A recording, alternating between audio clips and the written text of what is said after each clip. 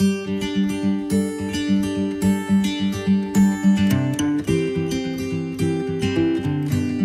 Morning students. पिछली video में हमने परिमाप के बारे में अच्छे से सीखा था। आज हम कुछ स्पेसिफिक आकृतियों के परिमाप के बारे में, आकारों के परिमाप के बारे में सीखेंगे। मेरे पास ये एक आकृति है। ये किस प्रकार का आकार है आप इसे भली भांति परिचित हैं कि जितनी भुजा इसकी ये है उतनी ही है, उतनी ही है और इतनी ही है। और देखो लंबी है, कोण 90 डिग्री का बना रहे हैं। तो किस प्रकार की आकृति है ये? वर्ग। बिल्कुल सही कहा, ये क्या है? वर्ग। तो आज हम जो वर्ग के चारों ओर का माप है, जिसको हम परिमाप बोलते हैं, उसको निकालना सीखेंगे। हमें निकालना आता है, लेकिन इसके लिए हम एक नियम बनाएंगे, इसके लिए हम एक सूत्र बनाएंगे। वो सूत्र किस प्रकार से बनेगा वो ध्यान से देखना है आपको, क्योंकि सूत्र बनने के बाद फिर गणित बिल्कुल ही आसान हो जाता है। ठीक है, अब हम देखते हैं। हमारे पास इसी आकार को हम ले लेते हैं। यदि मेरे पास एक भुजा इसकी 2 सेंटीमीटर है, ये कितनी है? 2। ये कितनी होगी? ये भी 2 सेंटीमीटर, ये भी 2 सेंटीमीटर और ये भी 2 सेंटीमीटर।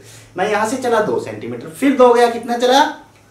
4 सेंटीमीटर, फिर 2 गया, कितना चला? कुल 6 सेंटीमीटर, फिर 2 आया यहाँ पे, कितना चला? 8 सेंटीमीटर। तो इस वर्ग का परिमाप क्या हो गया? 8 सेंटीमीटर। ठीक है, अब हम इन वर्गों को देख लेते हैं। यदि मैं इसका परिमाप ज्ञात करूं पहले वर्ग का, तो मैं यहां से चलूंगा 3 मीटर जमा, फिर गया 3 मीटर जमा, फिर आया 3 मीटर, फिर 3 मीटर। इसी प्रकार आऊंगा मैं और 3 3 3 4 बार जोड़ूंगा तो 12 मीटर मेरे पास आ गया। ठीक है, इसका परिमाप ज्ञात करूंगा यदि मैं, पहले कितना चला? यहीं से शुरू करते हैं हम, इधर चले या उधर चले कोई बात नहीं है। 5 मीटर, फिर भी 5 मीटर, फिर 5 मीटर, फिर 5 मीटर।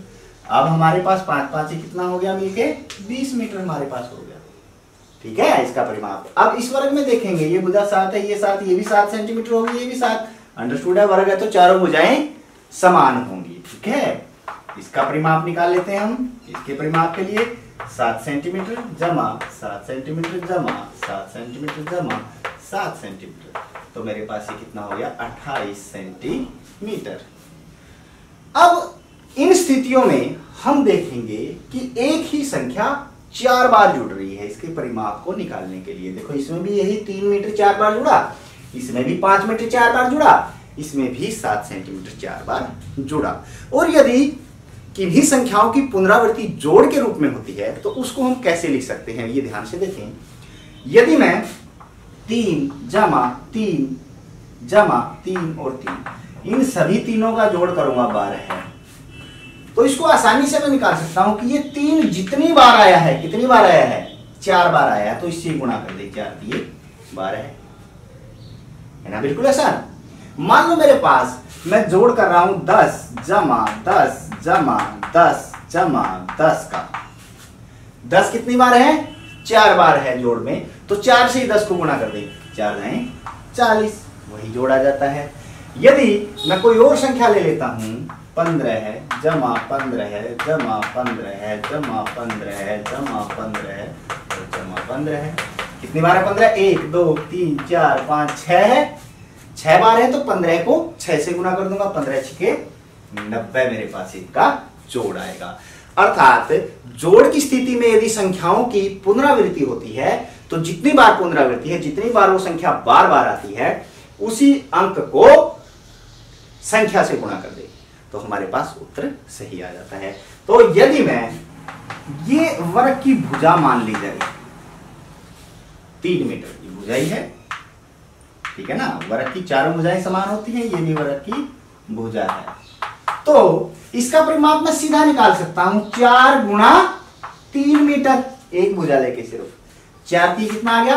12 मीटर। और इसका परिमाप भी 4 गुणा कितनी थी इसकी भुजा? 5 मीटर, कितना आ गया? 20 मीटर, वही आएगा। और इसका परिमाप भी 4 गुणा 7 मीटर, 7 सेंटीमीटर सॉरी, तो इसका परिमाप क्या आ गया? 28 सेंटीमीटर। अर्थात बार बार जोड़ में लिखने की बजाय हम एक बार गुणा में लिख के देखें, ठीक है ना? ये बार बार हम जोड़ में ना लिखें, किसमें लिखें? सिर्फ जितनी बार वो संख्या 4 बार ही आएगी वर्ग में, तो 4 गुणा जो उसकी भुजा है। तो हमारे पास यहां से वर्ग का परिमाप निकालने का सूत्र बन गया। परिमाप निकालने का सूत्र बन गया 4 गुणा, तीनों स्थितियों बार बार मैं क्या ले रहा हूं, यहां भी मैंने भुजा ली 3 मीटर, यहां भी मैंने भुजा ली 5 मीटर, यहां भी मैंने भुजा ली 7 सेंटीमीटर, अर्थात 4 गुणा भुजा। तो वर्ग का परिमाप हमारे पास क्या आ गया, 4 गुणा भुजा।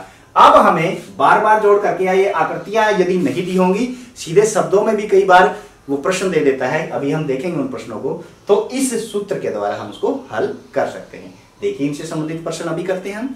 तो बच्चों अब हमारे पास वर्ग के परिमाप का सूत्र आ गया है 4 गुना भुजा। 4 गुना भुजा आ गया, तो इसी से संबंधित हम प्रश्न देख लेते हैं। पहले प्रश्न के अंदर भुजा दे रखी है, क्या दे रखी है, वर्ग की भुजा। वर्ग की भुजा लिख लेंगे, कितनी है वो 9 मीटर। अब परिमाप ज्ञात करेंगे, इसका वर्ग का परिमाप ज्ञात करने का पहले सूत्र लिखेंगे। सूत्र क्या है, 4 गुना भुजा। अब 4 गुना भुजा इसकी कितनी है, 9 मीटर, ठीक है ना। अब जोड़ नहीं करना, आप सीधा 4 से गुना हम कर देंगे, 9 चौके 36 मीटर हमारे पास परिमाप आ गया है। हो गया है ना आसान प्रश्न। अब ये चलो दूसरे प्रश्न को देख लेते हैं। एक वर्ग का परिमाप ज्ञात करो जिसकी भुजा 17 सेंटीमीटर है। 17 सेंटीमीटर है, तो हम यहाँ लिखेंगे वर्ग की भुजा। सबसे पहले वर्ग की भुजा कितनी है, 17 सेंटीमीटर। और वर्ग का यदि हमें परिमाप ज्ञात करना हो, यहाँ पे वर्ग का भी लिख दे तो और बेहतर रहेगा। वर्ग का परिमाप क्या होता है, 4 गुना भुजा। समझ गए ना, 4 गुना भुजा, ये सूत्र पहले लिखना आपको। फिर 4 गुना भुजा हमारी कितनी है, 17 सेंटीमीटर, और उसके बाद इसको गुना करके लिख देंगे, 17 चौके 68 सेंटीमीटर। इसका क्या आ गया, परिमाप आ गया है। समझ आया। तो इसी तरह ये प्रश्न करने हैं। अब तीसरा प्रश्न है, 12 मीटर भुजा वाले वर्ग का परिमाप ज्ञात कीजिए। कर लेंगे ना अब तो आप, ये आपको करना है, ठीक है। दिए गए वर्ग का परिमाप ज्ञात कीजिए। वर्ग है, इसका परिमाप ज्ञात करना है। इसमें भुजा दे रखी है, तो आप समझ ही गए होंगे चारों भुजा कितने कितने सेंटीमीटर की है, 16 की। एक 16 की है तो ये भी 16 की, ये भी 16 की और ये भी 16 की। और यदि एक ही भुजा दे रखी है तो हम समझ सकते हैं कि वर्ग का परिमाप क्या होता है, 4 गुना भुजा। तो 2 प्रश्न करके आप हमारे कमेंट बॉक्स में उनकी फोटो खींच के डालिए, और इसी तरह के और प्रश्न देखने के लिए हमारे साथ बने रहें। तब तक के लिए बाय बाय।